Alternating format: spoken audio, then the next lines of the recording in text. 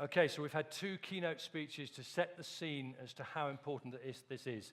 And I think from both of them you get the impression now is the time for action, particularly here in Africa.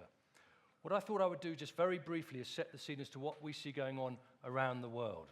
So not just what's going on in Africa, but what we see going on around the world in terms of engagement with the SDGs. I have to say, at the outset at PwC, we've been surprised at the speed and level of business engagement with the SDGs.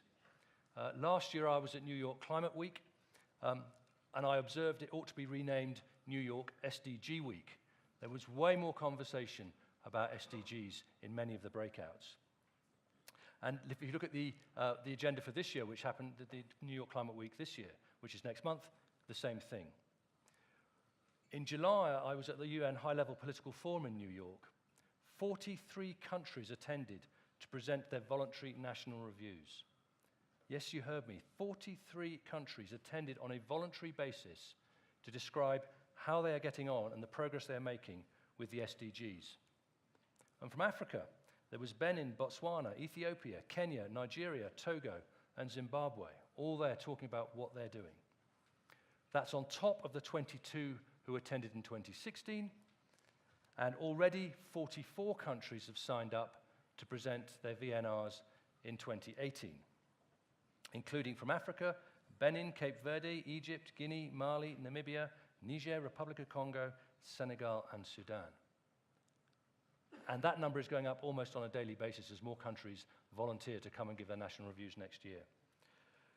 So if you add all that up, that is 103 of the 193 countries who ratified the SDGs in 2015 who will have been to the UN to voluntarily discuss what they're doing by 2018. I think that says a lot about where country governments are on this agenda. But the question I get all the time is business engaged? Clearly you are. You're here, you want to hear, you want to learn.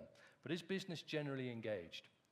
Well, at that same UN High-Level Political Forum, there was a key session organized by the International Chamber of Commerce and the UN Global Compact.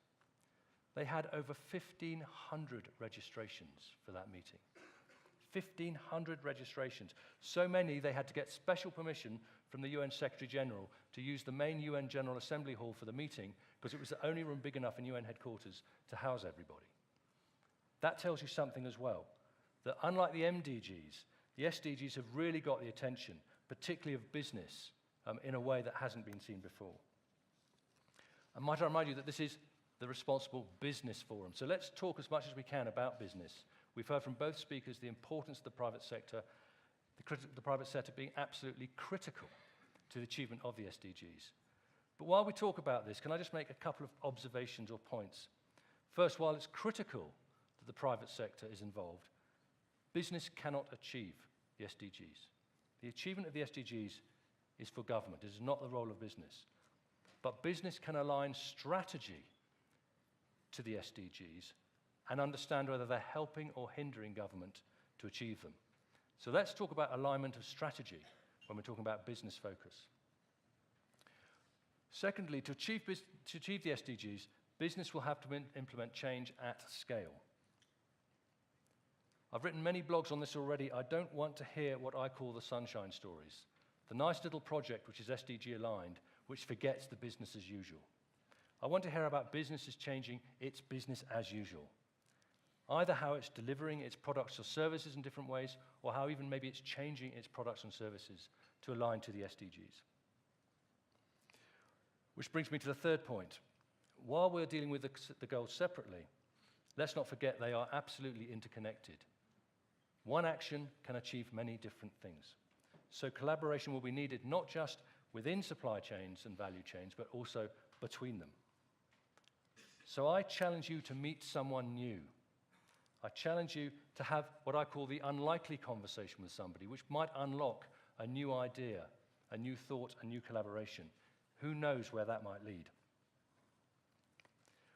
Most businesses, by the way, find the goals high level and impenetrable. In fact, when they were first launched, there was a lot of negative press about too complex, too many, too difficult. Can I encourage you to talk about the targets that underpin the goals rather than the goals themselves? If we just take SDG 6 and water, if you talk about that, most CEOs don't really know where we're going with this. But if you go underneath, let's talk about target 6.2, access to adequate and equitable sanitation for all. Or 6.4, substantially increase water use efficiency. These are tangible things that CEOs and businesses can understand. So talking about the targets, we find far more fruitful than talking about the goals. And finally, the SDGs will be achieved at the national or sub-national level. It is for national governments primarily to achieve SDGs within their countries. So as business, please don't talk about a global SDG strategy. That doesn't make sense when the countries in which that business operates will have different challenges and different priorities. So just some thoughts there about the way we should frame our discussions when we're talking about business engagement with the SDGs. So let's kick off with our first panel interview. To set the scene for the rest of the rest 2 days, if I could ask my panelists to come to the stage, please, and I'll introduce you once you're seated. So I think you hopefully know who you are, but Lamin, Valli, Hakima, and Kaz, please. Thank you.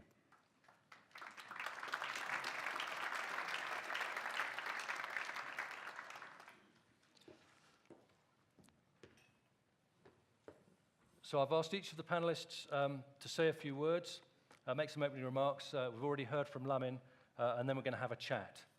And I think there's plenty that we can chat about, as you can tell. So first we have Valli Moosa. Valli is the chairman of Sun International and also chairman of WWF Africa, as well as many other things. I'll just introduce you then. Next to Valli, we have Hakima El Haite.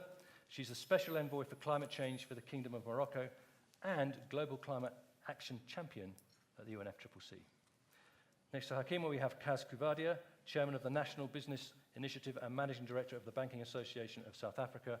And finally, we have Lamin. So if we could just have some few opening comments first, please. Valli, if you'd like to kick us off. Thank you. Should I sit or stand? You can sit or stand, whichever you're more comfortable with. I just want to put my timer on because you told me I've got 6 minutes. Firstly, let me welcome all of you to Johannesburg, since this is my city, and many of you are not from here. I hope that you're having a good time. I must just tell you that your conference is being held here in Sandton, which is the richest square mile on the African continent. So those of you who are not from around here, don't get the wrong impression. It's not like this everywhere else. You just need to travel 1 or 2 kilometers to the periphery of Johannesburg and you would see something very different. I was wondering which hat I should speak with. Well, in the first place, I was wondering why I was invited in the first place, because I'm really a has-been. You know, I've been I used to be a famous guy once.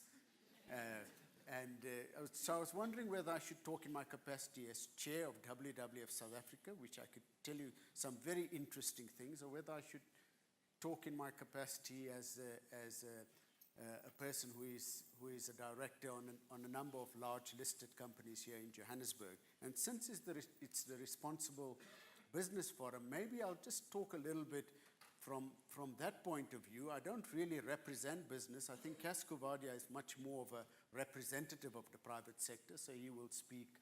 You can hold him to those sorts of things. Businesses which are not internally responsible are unlikely to do the responsible things. And we've had a sea change over the past 2 decades in South Africa as far as regulation is concerned that govern businesses. And I think that the general public and governments in general have not really understood to what extent laws, legislation, various codes of conduct, the Johannesburg Stock Exchange rules, etc., have propelled businesses into a modern era, and they're far more modern than most people actually know. As you would know, most large listed companies are owned in a bigger or smaller way by pension funds of various sorts. Pension funds, your pension funds of workers. And I still find it very interesting that at many of the annual AGMs of businesses, there are very few owners, in other words, pensioners, who actually come to these AGMs and ask businesses about the kinds of questions, Malcolm, that you've been saying businesses should be doing. There's very little of that actually happens. In fact, virtually nothing. I chair a number of AGMs, and I can tell you that. You get over with it in about 15 minutes, because nobody has any questions about what are you doing about water or climate change or electricity usage or inclusive growth or those sorts of things. But what we do have is that the South African Companies Act requires all businesses, the boards of all businesses, to establish what is called a social and ethics committee. And the Social and Ethics Committee is made up of members of the board and must be predominantly independent members of the board. In other words, directors who are not employees of the company or shareholders of the company. And that Social and Ethics Committee reports directly to the shareholders at the AGM. The Social and Ethics Committee needs to monitor and report on what the business does, as what the ethical conduct of the business is. Secondly, it needs to measure and report on the social impact of the business itself, and that includes whether the business activity is having a positive or negative impact on society in general. If it's having a negative impact, what the business is doing about that, and to what extent the business is actively trying to have a positive impact on society. Those things will include things like, is it procuring goods and services only from large, big, monopolistic businesses or from small enterprises? Is it procuring goods and services from enterprises that are owned by women, et cetera, et cetera? Those are the things that it has to report on. It also has to report on its own internal labor practices, including the extent to which it is contributing towards the uplifting of the general skills set of its own workers. And then the Social and Ethics Committee has to report on the impact on the planet and the environment in general. So you will find, if you pick up the annual general report, which all has to be made public of any business listed down the road here on the Johannesburg Stock Exchange, they will tell you what their impact on the environment is, what the water usage was last year, what it is this year, and what they plan to have it as the year coming. What its impact on climate is, so it has to measure its CO2 and other greenhouse gas emissions and report on it, and a whole range of stuff as such. So businesses in themselves are not designed to implement the SDGs. And I think that's important to understand. Businesses that's not why a person goes into business. You know, a youngster leaves university, I want to become an entrepreneur, establish a business so that I can promote SDG numbers such and such. You know, that's not what, doesn't happen like that, and they're in there basically to make money. And the only way in which to get businesses to promote the SDGs is through the kinds of regulations which I'm speaking about, which are there and which is what needs to be promoted more and more. And the important thing is transparency.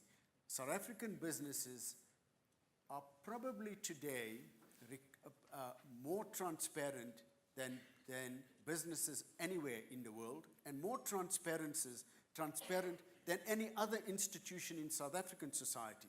In other words, South African businesses are more transparent than NGOs. They are certainly more transparent than the religious sector.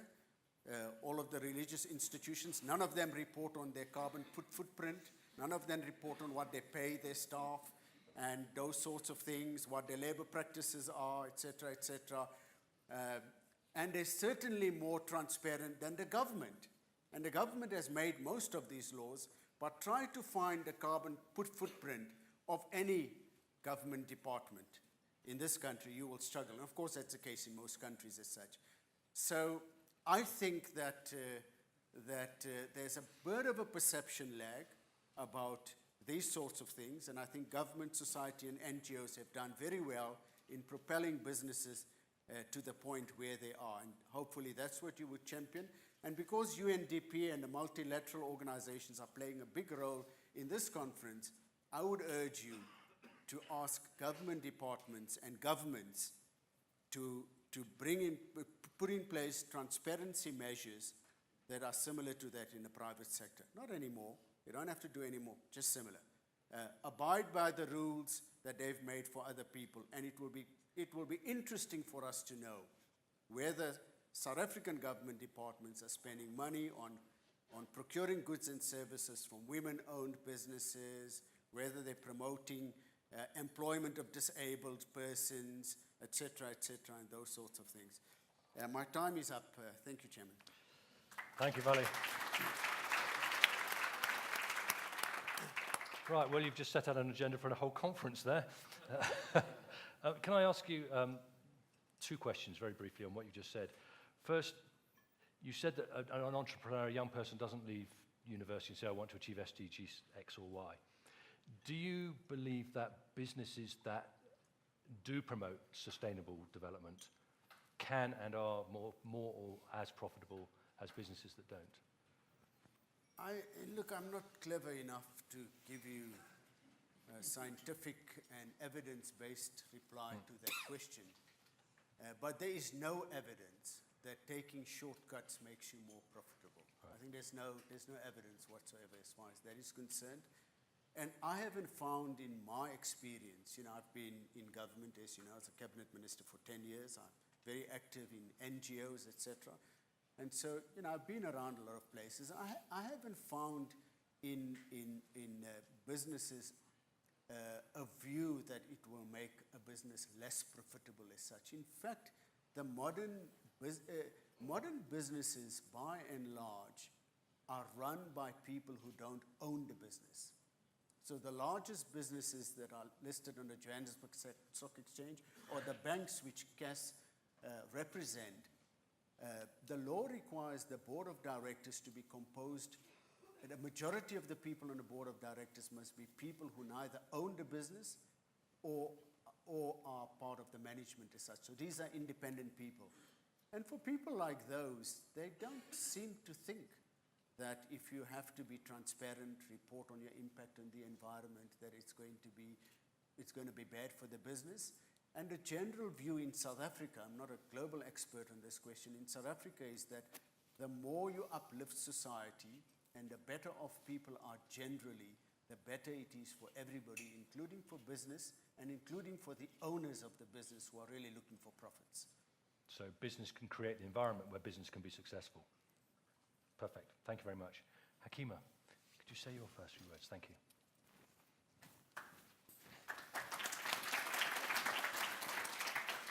Ladies and gentlemen, good morning. Allow me first to thank Tony, the CEO of Global Initiative, for giving me this opportunity to meet together with you today and to share my thought about the subject. I was wondering when I listened to the minister, he was speaking about the fourth industrial revolution.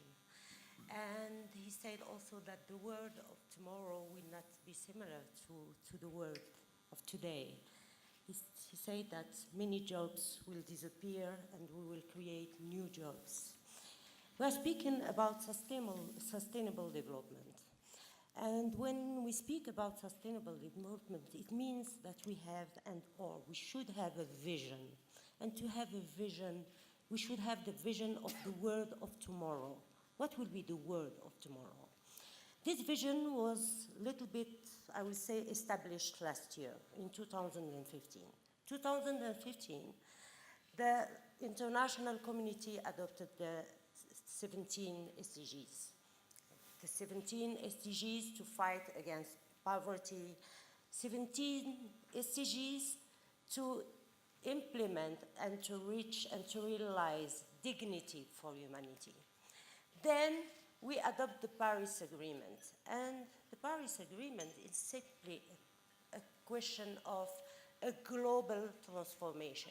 What is about the Paris Agreement is to transform everything, to transform the way we are producing, to transform our choices of consuming, to transform the way of building, of infrastructure, of everything. So if we understand these two treaties, and if we deeply understand the word which is designed by these two treaties, and we implement them on the reality, all of us in this room will change. I used to be entrepreneur for 25 years, and I understand very well what Moosa was saying. How can we, as industries, as factories, as entrepreneurs, implement the Paris Agreement and the SDGs? And I will say something else. We will not reach the SDGs if we don't understand and implement the Paris Agreement. The climate change is, I will say, the challenge of this century, because here in Africa, we have more than 300 million people who have no access to drinking water because of climate change. We have more than 700 million people who have no access to energy, to electricity, so no development without energy. We have more than 600 million hectares which are degraded because of climate change. So climate change is participating to migration. More than 48 million people migrants last two years ago because of climate change. Climate change is also a source of conflict in many tribes because of the lack of water, etc., etc. So we can understand that without implementing the Paris Agreement, we will not reach the Sustainable Development Goal. We will not fight against poverty. We can fight against poverty. So as business, what we can do, and then I would like to congratulate you. This is exactly what we did as champions to implement the Paris Agreement. We can't implement the SDGs, neither the Paris Agreement, without everybody, all the society, civil society, business, women, without education, etc., etc. So we need to be together to win the challenges. Sorry for my English, it's very approximative. So we need to be together, and it's why, as champions, we have created the Marrakesh Partnership. And the Marrakesh Partnership is the institutional link under the UN which bridge together the civil society, the business, and the government. Because as a business, what we need a long-term strategy. We need to know the regulation. We need to know that the country is willing to transform. We need, in order to invest, to be sure that our investment will be secured. So you can't invest in renewable energy if tomorrow the leader of the country is promoting or subsidizing fuel.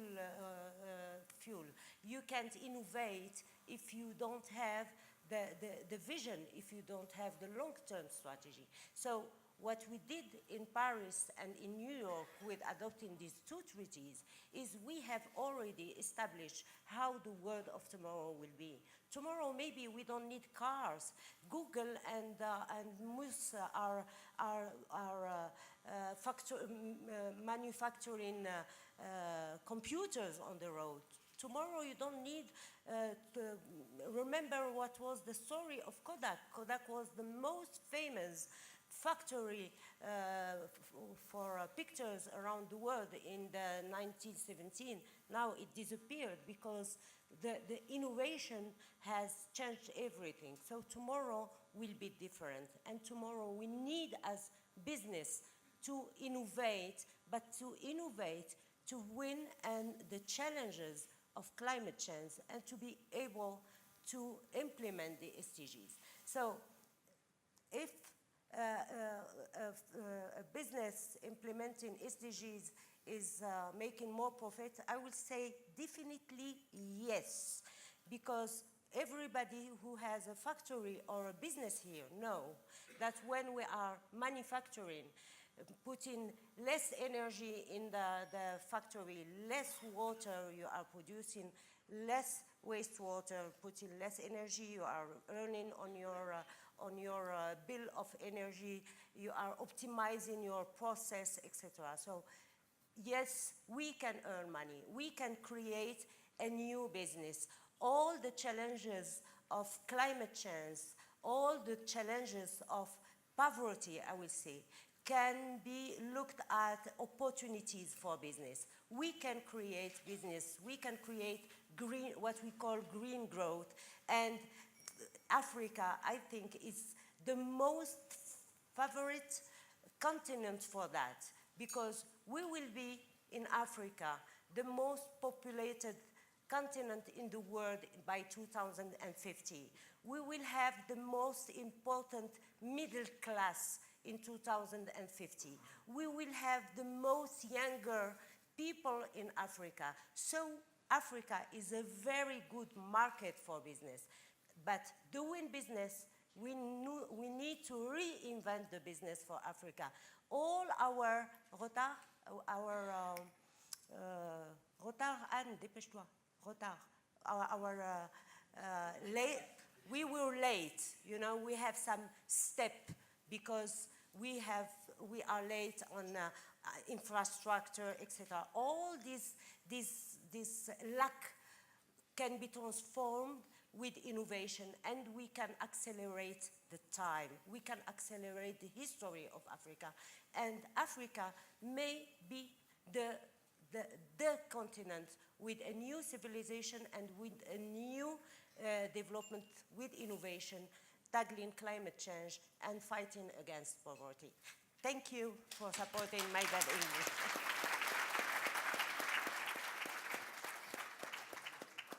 Thank you, Hakima. Very, I think your English is perfect, by the way, compared to what other languages I might try not to speak. You said climate change is the absolute challenge. That, I would agree entirely with that. But you also said that business needs certainty in order to be able to invest. Do you get a sense that the governments of the world are starting to regulate in a way which is giving business that certainty? You know, it's a very difficult question. We launched together last year with Laurence Tubiana, the French ambassador, an initiative which is called a long-term strategy initiative. It's very difficult for the country, all the countries, because when you are speaking about such a transformation, you are speaking about money, you are speaking about the distribution of the power. When you are telling to a producer of fuel that you have to switch and to go into a transition of energy, it's a question of money and economy. So some countries in the north, for example, the Scandinavian countries, already announced that in 2030, 2050, they will be 100% renewable, and they will create more than 50 million jobs, green growth jobs. So it's difficult for a country to make this transition, because this is not a question of just making a strategy. This is a question of a political will. We need to be aware that we have to change our policies, and we have to change everything. Even in education, we are speaking about business, but we will not have the right people to work in the right businesses if tomorrow we don't review our way of education, if we are not educating people. And this is a huge challenge for Africa. We have more than 30 million young girls and boys who are not going to school. Our schools, even high schools, are not the way we want to create the world of tomorrow. Everything has to change. It's need time, as the minister said, but we can accelerate the time if we have the right vision and if we establish the right policies. So education, very important. Some countries already showing the way as how it can be done, so others can learn. Yeah. Excellent. Thank you very much. Kaz, if I could ask you to make your opening comments. Thank you.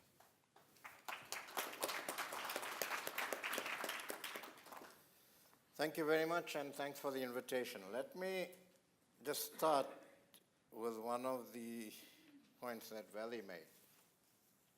He talked about the wealthiest mile and a half, and I saw that notice outside yesterday, actually, and I was wondering why in a country that's adopted the metric system, we're still talking about a mile and a half. But anyway, maybe it's more graphic than a kilometer. But you just go across the road, a couple of kilometers from here, and you're in Alexandra, which is one of the more poorer areas in Johannesburg. And that sort of setup personifies the dilemma we face, not just in this country, but in many countries in the world. And that is why I think a lot of you are here today to talk about how we address that dilemma. How do we actually bring those two together? And so I think it's a good sort of representation of the challenges we have. And just to talk about the mindset changes in business, just last week, one of the bigger business organizations in this country called Business Leadership South Africa, we met in Alexandra. Now, Business Leadership South Africa represents probably 150 of the top companies on the GSE. We met in Alexandra to launch what we called a promise to South Africa about how we're going to do business in a sustainable way, and to launch an integrity pact on how, from an ethical point of view, we are going to conduct ourselves as business in this country. And we launched that in Alexandra because we wanted to make the point that it's not just the heart of business in Sandton that we need to be concerned about. It's also the poorer area next door to Sandton that business needs to represent and business needs to do business in. And I think that in some ways begins to reflect a change in mindset in business in this country. I think any business that looks at the long-term sustainability of the business itself cannot any longer debate whether we should be conducting business in a sustainable way, and I'll go into what I mean by that just now, or whether our economies should be structured in a way that enables the vast majority of the people in our countries to have a stake in that economy and to benefit from that economy. If we don't do that, you're not doing business in the long term. It's very simple. To me, it's not rocket science. So the way I've been talking about this is to say that, if people in Alexandra don't know where they're going to get the money to put some food on their plates tomorrow for their families, I can't stand in judgment about how they would react to that situation. Okay? And the people in Sandton need to appreciate that if we don't want to persist with that sort of a situation, we have to actually work together to begin to create a situation where the people in Alexandra do not have to worry about putting food on the table tomorrow. And when we cut through all the complexity, that's what we're talking about. And I think that's what we need to begin to move towards. So sustainability, in my view, is about an economic structure that addresses, in this country, we've sort of agglomerated the challenges into poverty, unemployment, and inequality. And as business people, we need to play a role in addressing those, not because, excuse me, we may be good guys and gals, or because it's politically or morally palatable to do that. But because if we don't play a role in addressing poverty, if we don't play a role in addressing inequality, if we don't begin to create jobs, then in 20 years' time, we're not doing business. It's as simple as that. It's as selfish as that, if you want to put it that way. So the guys who want to go into business to make money, and I agree with Valli, they're not going to make money in the long term if they don't begin to look at how business conducts itself in a sustainable way. So to me, there's no debate any longer. The current economic structure, and let me talk about South Africa because that's what some of us are consumed with at the moment. The current economic structure, and we all have to now say this, has not achieved inequality in this country, has not brought about equity, has not created jobs to the extent that we should. And while poverty in real terms has gone down since democracy, the latest statistics from Stats South Africa say over 50%, 57% of people in this country are still poor. So we've got to look at the economic structure of the country. And we've got to say, within the context of a market-based, primarily capitalist structure,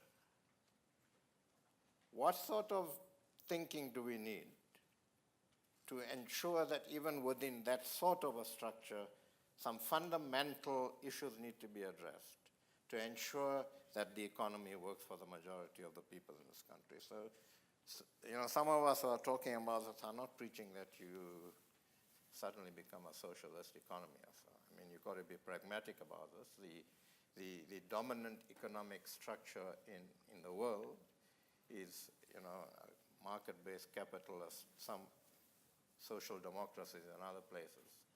But we've got to sort of work within those ambits. But we've got to accept that the current economic structure is not working. And so we've got to address it.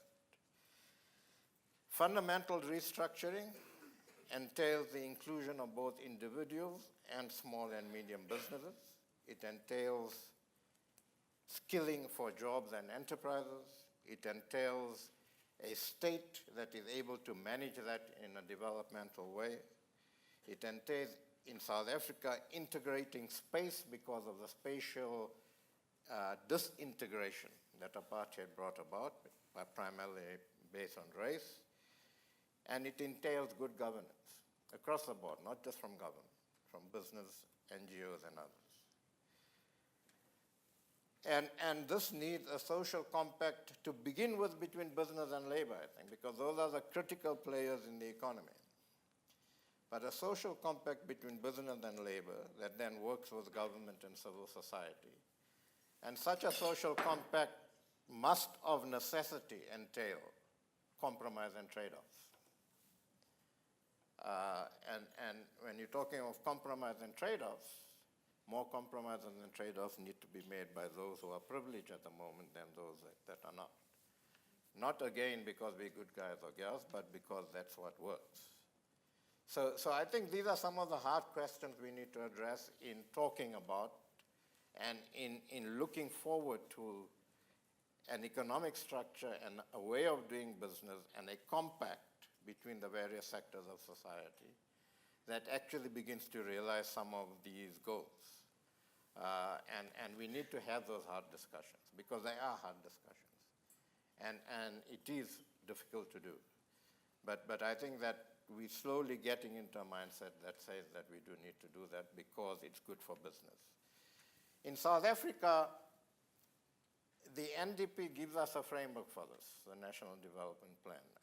And work that NBI had done has found that 92% of the 72 NDP objectives map to the 169 SDG targets fairly closely. And so if we begin to be guided as business in this country by the NDP we are essentially being guided by the SDGs, okay? Now, I agree that businesses cannot deliver the SDGs, but we can be guided by, and the way we do our business can enable us as part of a compact to contribute to the development of a better society, and I think that's the debate we need to have.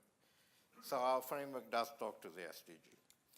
The restructuring of any economy, and certainly ours, must be seen within the context of a new model of growth that also positively impacts on sustainable development and creates economic opportunity and growth. And that's basically the win-win situation. And that's what we should all be striving toward. And I think that's what you should be talking about today. So let me stop there.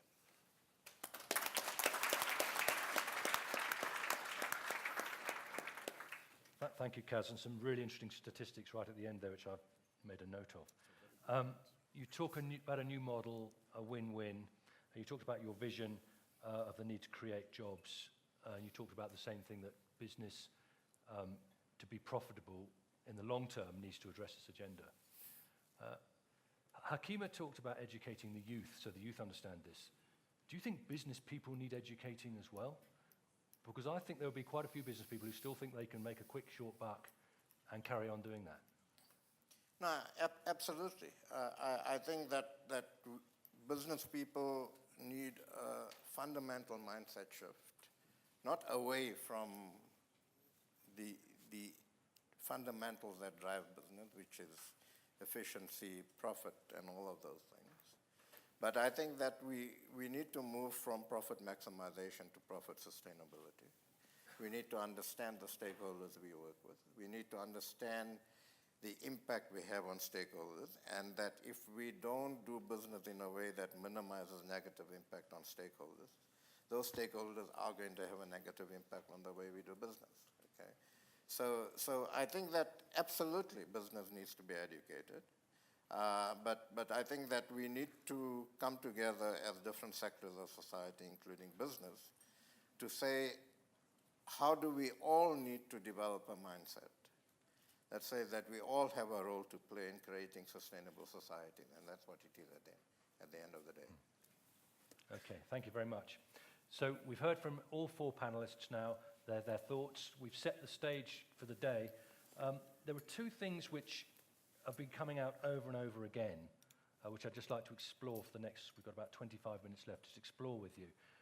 The first was the concept of partnerships, and the second was the concept of inclusive business. Minister Radebe talked about this, both of those, and he talked, and I quote, he talked about the risk of failure through insufficient collaboration. And we've been hearing from years from the UN and from other governmental organizations about this need for partnership. It's not a new concept. So I guess the question is to each of you, and I'll start, Lamin, with you. What needs to be different about a partnership tomorrow than a partnership yesterday? Because we've all been talking about partnerships for years. So question, is there anything specific you see that needs to change, that needs to be different? How are we going to avoid this risk of failure through insufficient collaboration?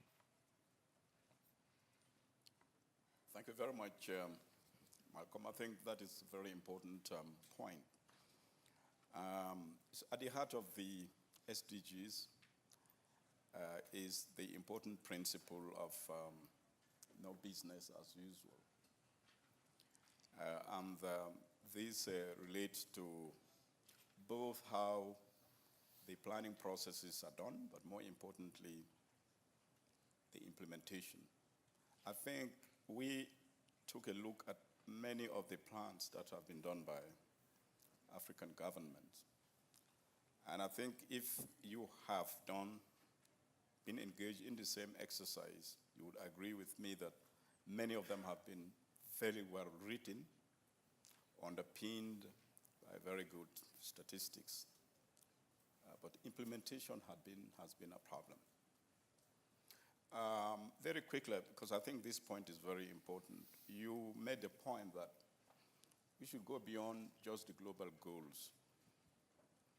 If you look at people had screamed that it's unmanageable to have 169 targets and close to 500 indicators. But if we look at those indicators and targets and set them against what are in the planning process, and we've done this exercise in many countries, you realize that close to 70% of those targets and indicators are already in the current planning processes. So I just want to underscore the point that one imperative going forward with the SDGs is to put behind us the business as usual approaches. Now, we dwell at length on the necessity for the partnerships. Today, we have not emphasized the partnership with the civil society organizations. It's very important. Foundations, very, very important, and the private sector. I think from the interventions that have been made, the way we are looking at it within the UN family is all these partnership arrangements have to be reviewed again and revitalized with honesty on all sides. But going beyond that, I think the previous interveners, they've made the point, that the private sector, for instance, can combine both ethical considerations and profit maximization objective. It's not impossible. So that is one principle that we have to look at the partnerships. The partnerships with civil society has been done on haphazard basis in the continent, and sometimes governments have looked at civil society organizations as enemies. I think that has to change also. One area of partnerships which is highly underutilized is partnership with the foundations. I'm coming from Rwanda, where I had been for 5 years as resident coordinator. One foundation in the US provided $500 million to Rwanda to transform the agricultural sector through developing irrigation to face up to the challenges presented by climate. 500 million. That is close to the entire ODA from the international development community. So I think that is a partnership area that has to be looked again within the context of the efforts to accelerate the implementation of SDGs. Can I pick you up on that? Because I'm very interested. You talked about partnerships, you talked about money in there, and you talked about honesty as well. Valli, if I could pick up something you talked about, which is transparency, that businesses are being more transparent than anybody else. This idea of transparency linking with honesty, do you think that's something which is a problem with partnerships as we've known them in the past? That nobody actually really trusts each other when they come together in these partnerships? Well, I don't think so. I think that I'll just give you one example which I know about. Almost directly across the road from here is one of our large banks in South Africa called Nedbank. And as WWF, we have a partnership with Nedbank. What Nedbank does is that it asks those of its customers, retail customers, who want to support the environment, that they should inform the bank, and then the bank will contribute a small percentage of every transaction on their bank cards to a trust which is called the Green Trust. And the Green Trust is then administered by WWF, and that money is used by WWF to promote nature conservation, environmental protection and such. It's sort of reasonable material amount of money now comes through that. And that's a wonderful partnership between the bank and WWF. It doesn't really cost the bank itself. What a bank wants to do is that it wants to promote its image as a responsible and green bank, but it wants to also do the right thing because it gets asked that question at its AGM by shareholders. What are you doing to protect the environment? And WWF South Africa, which by the way, does not survive through donor funding from Europe and North America. It raises all of its money from South Africa through partnerships like these. Another partnership that WWF has with the private sector is when it comes to sustainable fishing. As you know, one of the big problems we've got, we have a 3,000-kilometer coastline, and we have often unsustainable fishing practices like you have in many other parts of the world. And so all of the big retailers and big restaurant chains have a partnership with WWF, and this doesn't involve money, not everything's about money, where they undertake not to sell or to serve any marine species that has not been harvested in a sustainable manner, not in a legal or illegal manner, but in a sustainable manner, because sometimes it's legal to do something, but from a WWF point of view, our science tells us it's not sustainable. So they don't do that. So you would go, if you walk into any outlet of a supermarket, just about anyone in South Africa, you would find the South African Sustainable Sea Fisheries Initiative poster up there, and they will tell you that they only stock sustainable products. So we've got that partnership. If they don't do it, then we take steps to try to embarrass them. We put pressure on them, and we sort of, we become a bit nasty, sort of. But it works very well. It works for everybody, because what the retailers want is a leveling of the playing field. As long as the others do it, it's okay. We're not going to lose business. So, I think that partnerships, you can get partnerships of different kinds, provided you work at it. I think there are lots of opportunities to do these things. So that's an interesting point, the idea that within a sector, there's a partnership within a sector, if you like, who are effectively collaborating for sustainable fishing. Kaz, with your business hat on more generally, one of the things I hear as an objection to partnerships, particularly within a sector, is the whole idea of anti-competitive behavior, antitrust, and you're collaborating for the greater good of the business, not for the greater good of humanity. Is that something you hear? Is that a problem here in South Africa? I don't think that much anymore. I think that when businesses, so let's take as an example, something that we have now called the CEO initiative in South Africa, which was, we put together with about 60 to 70 CEOs of major JSE-listed companies a couple of years ago to address issues like financing of small, medium enterprises, to talk to rating agencies and investors, to try and build confidence in the country, to look for green shoots in sectors of the economy that are actually struggling and get investment going, and a few other stuff. And there, 60 to 70 CEOs, and this thing is still carrying on, looking at these things, working together to try and generate a lot of activity around that.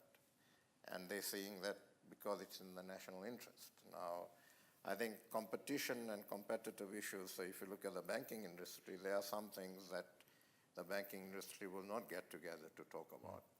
And that's primarily because competition law in this country would prohibit them from doing that. But we're fast reaching the stage where competition law is not a hindrance any longer. If we need to have a room full of lawyers together with us talking about these things, we'll put them into the room. Yeah. And they'll advise us as we go along. So I think that what we need to do in these sorts of interactions and partnerships, one is, and I agree that partnerships at different levels, and some are less complicated than others. But I think one where we're looking at the fundamental issues of restructuring and so on, we need to agree that we're meeting and we want a partnership because things aren't working at the moment and they need to change. Two, that all parts of that partnership are going to have to make trade-offs and are going to have to compromise. Three, that let's agree on an end goal so that we move toward that. And so some fundamental issues that need to be agreed so that the partnership is serious, and there's some protocols that bring about some downside if you don't actually conduct yourself appropriately. Yeah. That's interesting. Both of you talked about partnerships which have a potential downside if you don't want to play, which is an interesting way of looking at it. Hakima, you were going to... I'm coming from a country where major investment were done on a PPP concept, a partnership between the government, the non-state actors, and the governmental actors and the private sector. I was Minister of Environment for 5 years and delegate for mine and energy for 5 years. And I think that this is a very important way to let the private sector confident and invest on a sectorial basis. What we did an approach on a chain value basis. We work together with the private sector and we establish what are their constraints in terms of regulation, fiscality, incentives, etc., etc. We were asking them to innovate and to bring innovative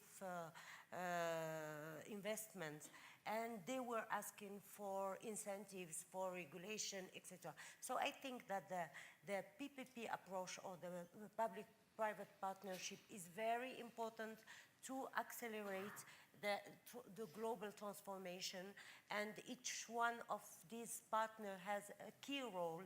The governmental sector or the government has to deal with the laws, with the regulation, with the incentives, with the banks, regulations, etc. And the private sector has to invest and to innovate. So it's why we create this Marrakesh partnership in COP22 in Morocco. And by the way, I will tell you that we have maybe all the international firms in this Marrakesh partnership, and very few African firms in the Marrakesh partnership. And all the coalitions are rather held by international and foreigners, but very few by Africans. So it's time maybe to join the Marrakesh partnership. Get African companies in the Marrakesh partnership. And what's the barrier? I'm interested in the discussion. In order to get the public-private partnerships working in Morocco, how much work did you have to do to build the trust between both sides? You know, when you have around the same table the people who are making the legislation, who are politically deciding, the people who are investing, all the people who have a role in the chain of in the sector, the challenges and the problems are different. And as a government, you have to deal with each of them because there is a problem of the investment, of loan, of fiscality, of this, of many challenges, of the informal sector, and this is something which is very present in Africa and in my country. I'm speaking for Morocco, for example.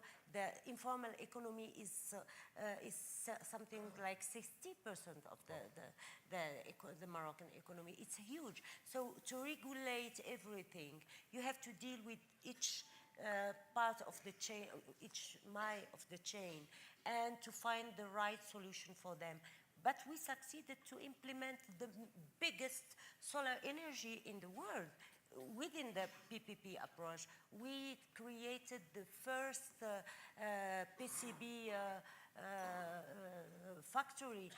We did things we couldn't do as a government alone with the private sector. The private sector is always moving when he is sure that he's earning money, he's doing a good business, and he is securing his investment, and he has the guarantee of the state and of the country. And that's the trust, isn't it? The guarantee of the state.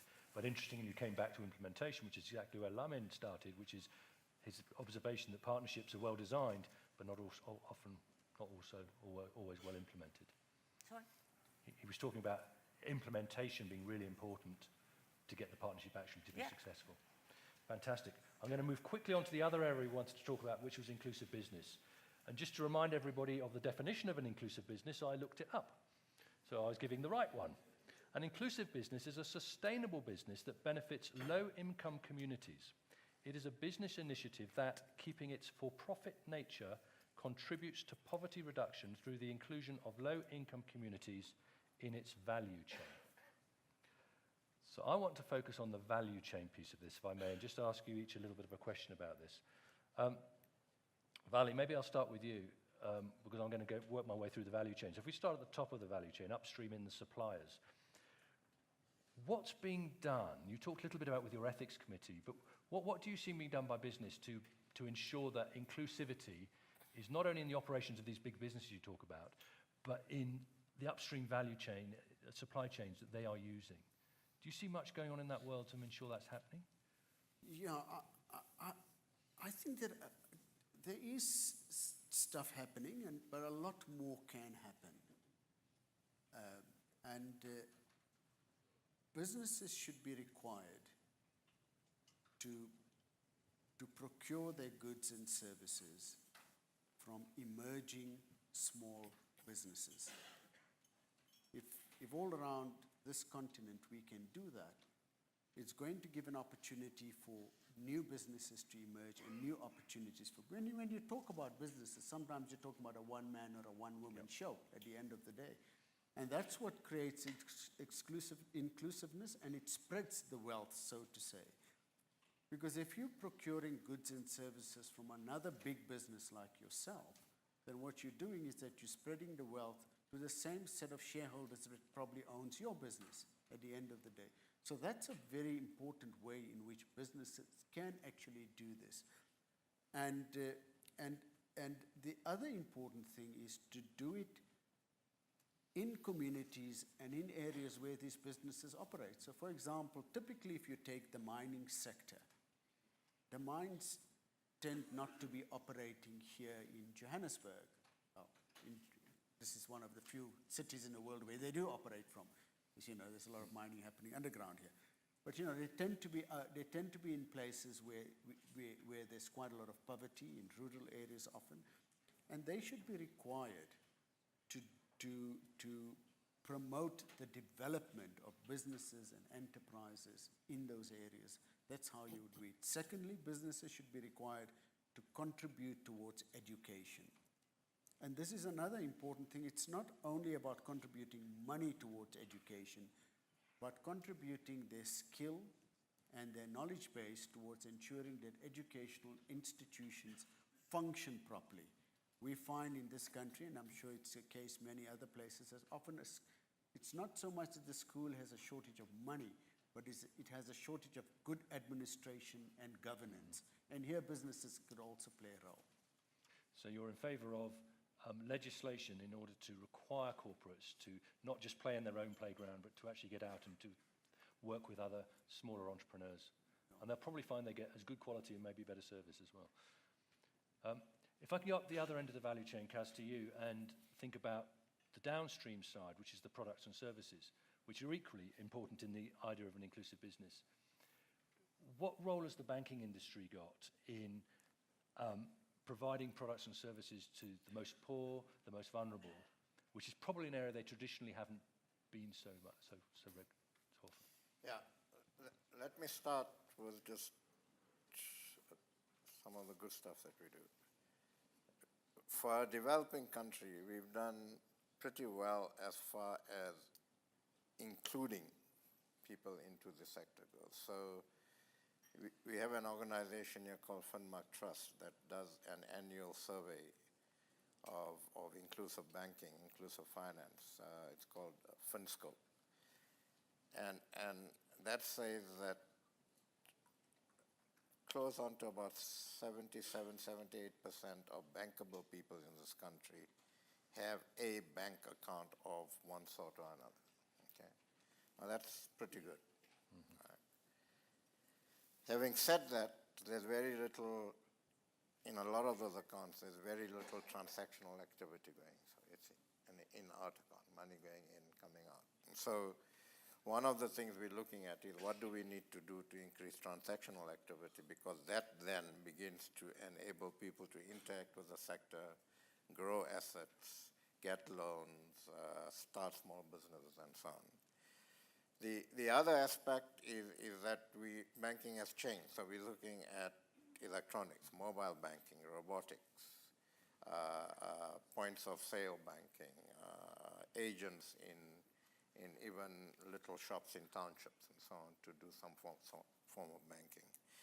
The other issue is that we're trying to get a debate going where we move away from a situation that says that every time you talk finance and inclusivity and so on, you look at banks. Now, for various reasons, and primarily in the last few years because of what happened in Europe and the US, banks are becoming, they're probably the most regulated sector in the economy, okay? And there are a whole lot of things that they just can't do. So what we're trying to do here is to say, can we have a more diversified financial sector that includes things like cooperative banks, that includes things like microfinance banks, that includes a range of other institutions that can interact with the commercial banking sector to get services to where they should be going. So I think, and then we're doing a lot of work on financial education because a lot of the people that are still outside of the banking sector need to come in. Up until 25 years ago, could not interact with banks, could not even own property, okay, because of apartheid laws. So you have a fairly a new market from a financial sector point of view. So education is very important. And sorry, can I ask you, did the banking industry see this as profitable or as a moral duty? Look, when we started, it was testing. It was, we have what we call a financial sector charter here, which put some responsibility on banks and other financial institutions to do that. Over a period of time, we found that these markets are actually quite sustainable. And so, and that's where the real market is, particularly at retail banking level. Perfect, thank you. Hakima, from a climate change perspective, how does inclusive business and this idea of across the whole value chain, how does that support the broader climate change objectives that you're pursuing? I will say that if we look at climate change opportunities for business, I think that we have huge opportunities to create new jobs and to create inclusive and sustainable enterprises. Look at, let's take a very simple example, solid waste. Look at the numbers of informal people working on recycling in our street and everywhere. We can create million and million of jobs in Africa by integrating these informal people into enterprises and the small enterprises with the supervision, I will say, of the state. And I will give you a simple example.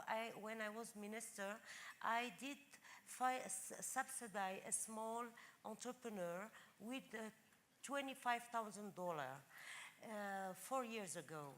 Today, he is employing 17,000 people, and he has 35 engineers. I will tell you the secret. He came to me and asked me for $25,000 to buy motorbike with by tanks to collect the used oil in the restaurant. He began by collecting the oil and exporting the oil to Spain. 1 year after, he had 1,000 people working for him. And then he invests the money and he has created the first factory to treat the used oil and to sell it in Morocco.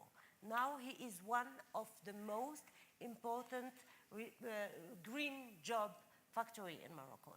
Just to tell you that we have plenty of jobs in green growth, and the Federation of Business Preston maybe can launch such initiative to create jobs in Africa, and we need those jobs in my country, everywhere in Africa. If you look at Any business, look at the batteries, for example, the batteries of the car. When you take your battery, the battery is 9 kilogram. Plomb is, what is plomb? Lead, thank you. 9 kilo. So it means, and each kilogram it's 0.6 euro the kilogram. In my country, they used to burn the batteries to recover the lead and to export it to Turkey. It was 1.2 billion euro waste loss for Morocco, like device. What we did, we regulate the chain. You can change your battery if you don't bring the old battery. And we create the factory to recover the battery. So there are many, many opportunities to create many jobs within the climate technologies. So great examples of climate change driving innovative thinking and driving inclusive business to growing businesses. Thank you very much. And Lamin, I'm going to come to you finally. What's the role of the UN in facilitating inclusive business, or the UNDP in facilitating inclusive business, particularly here in Africa? Thank you. Lest we lose an important point, I think that should be one of the key takeaways from this session regarding partnership. And the message goes to both sides. For the government, I think once there is commitment to implement programs, one of the best ways of sustaining the partnership, say from the private sector, but others, is commitment all the way. I've seen this in Rwanda. People can say everything about Rwanda, but one thing which is certain there, when the government say, we're going to do this, they do it all the way. We've seen the success also there with PPP, the convention center, the hotels, and now the building $200 million new airport is based on PPP. The private sector is convinced that that partnership will be taken to its logical conclusion. So that's very important, commitment to implementation, to retain. And I also want to say that to the private sector, you should not be passive players in that process. Should be on the table. You should insist. You have forums for monitoring the implementation of the program. You should be there all the way. That can contribute to sustaining that commitment, and it's very relevant to the SDGs. Now, coming to your point, let me quickly say that in one way or the other, the UN system has been involved in nurturing inclusive businesses. I myself have been involved in many cases in Congo, Brazzaville, indirectly Angola, in Nigeria, where we had been at the heart of nurturing inclusive businesses with the private sector. But I think during those phases, that's not been very systematic. So now we are looking at new ways of ensuring that this is scaled up, because you made that point. We should be looking at scaling up, not at baby initiatives. Hakima just gave a great example of scaling up. Scaling up is very important. So we are doing, we don't have a lot of time, but we are doing this through two ways. We are in the privileged position of facilitating partnerships. We are doing this with the governments. And we believe that still the notion, the principle of corporate social responsibility is still relevant. Valli made the point that there are some entrepreneurs, young ones who come out, they don't see themselves as altruistic people, but we can tap the notion of corporate social responsibility. But at the same time, the business sector should know that there is a business case for their involvement in inclusive, because it's not so obvious at the beginning that profit is going to be realized, but profits can be realized. In Rwanda today, we have launched a Youth Connect. We started with $50,000, and now we are talking about probably $100 million. Let me just give one quick illustration. concrete example. In the tourism sector, people go to Rwanda, high-income people go to Rwanda, they jet in at the airport, they're taken to see the gorillas. And they look at them, they're happy, they come back, they catch the flight back. So we are working with young people, an entrepreneur, a young guy, who said, look, we can create a value chain here.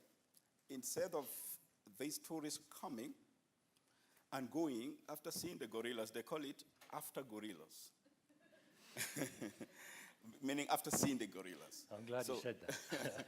So they have created now the business of attracting them to stay, probably for a week, going for bird watching, taking them to the cultural villages and they sleep. They have created a small motel where these people, the guy started probably with 2 people, and now he is employing 20 people directly and indirectly 200 people in those communities. If you've been to Rwanda, around the mountains. So you can imagine the impact of that. That's inclusive business. Fantastic. I'm sorry, I'm going to have to stop. And we want to scale this up to the whole of Africa through the Youth Connect. We've got the support of this Chinese billionaire and others. So UNDP, sorry, I'm going to have to stop you, Lamin. We're riding short on time. But there are many other initiatives like that. Lamin wants to talk about lots of initiatives, and he has given an undertaking to scale them across the whole of Africa. I'm afraid that's been absolutely fantastic debate. Thank you very much. We are out of time, but thank you.